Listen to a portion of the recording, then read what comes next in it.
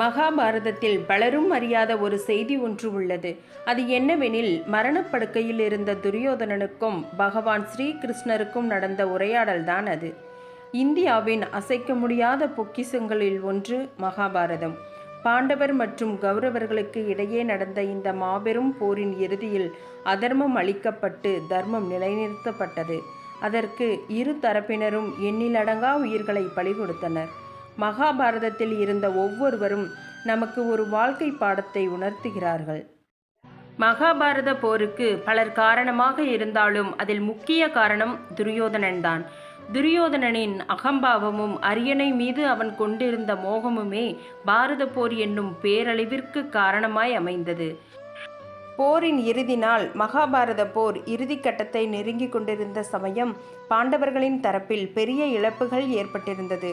கௌரவர் தரப்பிலும் அனைத்து மாவீரர்களும் இறந்திருக்க இறுதியில் சல்லியனை சேனாதிபதியாக கொண்டு கௌரவ படை போரை தொடங்கியது. மாவீரர்கள் யாரும் இல்லாததால் பாண்டவர்களின் கை தொடக்கத்திலிருந்தே மேலோங்கியது. காந்தாரி தன் ஒரு புதல்வனாவது உயிரோடு இருக்க வேண்டுமென தன் தவபலத்தால் துரியோதனனின் தேகத்தை வஜ்ரமாக மாற்றினார். உடல் வஜ்ரமாகிய ஆணவத்தில் துரியோதனன் போரில் பாண்டவர்களை வதைக்க சென்றான். அதே சமயம் போரில் சல்லியன் தர்மனால் வதைக்கப்பட்டார். இறுதியில் கௌரவ சேனையில் மிஞ்சியிருந்தவர்கள் துரியோதனனும் அஸ்வத்தமனும் தான். துரியோதனன் உடல் வஜ்ரமாக மாறியதால் அவன் மீது நடத்திய எந்த தாக்குதலும் அவன் மீது பாதிப்பை ஏற்படுத்தவில்லை.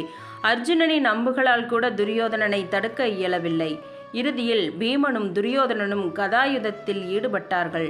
ஆனால் பீமனின் யானை பலம் கூட துரியோதனின் வஜ்ர தேகத்தை எதுவும் செய்ய இயலவில்லை. கிட்டத்தட்ட துரியோதனன் பீமனை வதைக்க துணிய அவனை திசை திருப்ப சகுனியின் மீது பாண்டவர்களின் பார்வை திரும்பியது. தான் எடுத்த சபதத்தின்படி சகாதேவன் சகுனியை வதைத்தான்.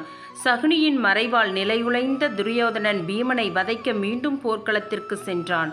உடல் முழுவதும் வஜ்ரமாகி இருந்தாலும் இடுப்பிற்கு கீழ்ப்பகுதி வஜ்ரமாக மாறவில்லை. அதற்கு காரணம் கிருஷ்ணரின் லீலைதான். மேலும் பீமன் துரியோதனனை தொடைபிளந்து கொள்வேன் என்று எடுத்த சபதத்தால் யுத்த நெறியை மீறி துரியோதனனின் தொடையை கதாயுதத்தால் தாக்கினான். இதை சற்றும் எதிர்பாராத துரியோதனன் மண்ணில் வீழ்ந்தான். அவன் உயிர் கொஞ்சம் கொஞ்சமாக பிரிந்து கொண்டிருந்தது.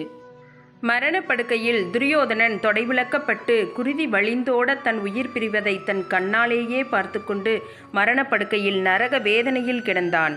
ஆனால் துரியோதனன் உயிர் அவனை விட்டு பிரியவில்லை. காரணம், அவனின் மனதில் இருந்த அந்த 3 கேள்விகள்தான். அவனால் பேச இயலாத சூழ்நிலையில் தன் 3 விரல்களை மேல்நோக்கி உயர்த்தினான். துரியோதனன் உயிரை பிரியவிடாமல் வைத்திருந்த அந்த கேள்விகளை கிருஷ்ணர் அறிந்தார். அந்த கேள்விகள் என்னவெனில், போர் நடந்த சமயத்தில் நான் அஸ்தினாபுரத்தை சுற்றி ஒரு கோட்டையை எழுப்பியிருந்தால் என்ன செய்திருப்பாய்? இரண்டாவது கேள்வி, துரோணாச்சாரியரின் மறைவிற்கு பிறகு அஸ்வத்தமனை சேனாதிபதியாக்கி இருந்தால் என்ன செய்திருப்பாய்? மூன்றாவது கேள்வி, விதுரனை போர் புரிய வைத்திருந்தால் என்ன செய்திருப்பாய் என்ற கேள்விகள்தான் அது. துரியோதனனின் சஞ்சலத்தை கிருஷ்ணர் அறிந்திருந்தார். அனைத்தும் அறிந்த கிருஷ்ணருக்கு துரியோதனனின் குழப்பத்தை அறிவதுதான் சிரமமா என்ன?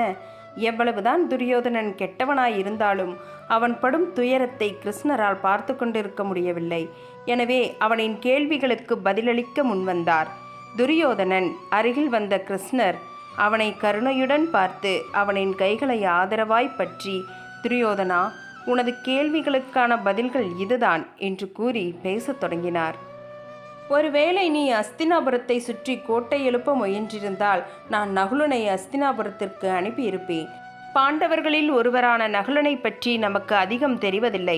நகுலன் அளவிற்கு குதிரை ஓட்ட எவராலும் இயலாது.